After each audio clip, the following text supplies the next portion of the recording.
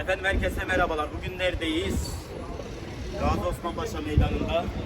Evet, adliye binamızı görüyorsunuz. Hükümet konağımızda görüyorsunuz. Hükümet konağımızın tam böyle köşe başında. Kademe kademe gitmedi. Efendim ne açılmış? Biz de o arada bir şey yapamadık. Tam görüyoruz.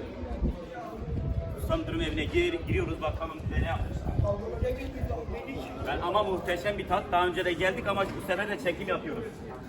Geldik nereye geliyoruz? Menzer abi hayırlı olsun. Selamünaleyküm. Ustam kolay gelsin. Ne yapıyoruz bugün? Efendim görüyorsunuz yavaş yavaş pişmeye de başladı. Şöyle bir yakından gel. Yakından gel böyle. Yani öyle bir lezzet ki böyle bir lezzet yok.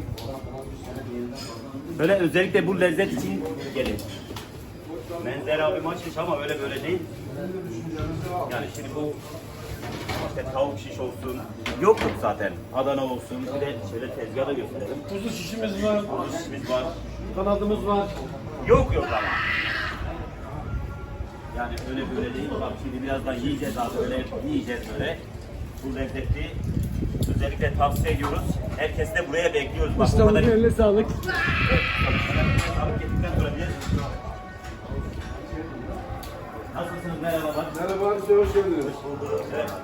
Ne tesadüf ya, ne zaman Evet, geldiniz? tesadüf oldu Nasıl gerçekten. buldunuz bu güzel bir yeri? Tesadüf oldu. Merhaba, merhaba. Merhaba, merhaba. Nasılsınız? Ne yapıyorsunuz? Neye geldiniz buraya? Biz buraya Yemeğe geldik. Yemeğe geldik. Yemeğe geldik. Lezzetli tatmaya geldik. Lezzetli ustam tatmaya geldik. dürümünü yemeye geldik. Evet, biz de yiyeceğiz Kebabını birazdan. yemeye geldik. Herkesi de buraya bekliyoruz. Dediğim gibi Gazi Osman Paşa Hükümet Konağımızın tam köşe başında. Ünlü kebapçı. Evet, ünlü kebapçımız. Usta dürüm. Hoş geldiniz. Ustam Evet. dürüm Mesler Raziven. Evet, bekliyoruz ama. Mutlaka bekleriz bütün misafirlerimizi. Evet.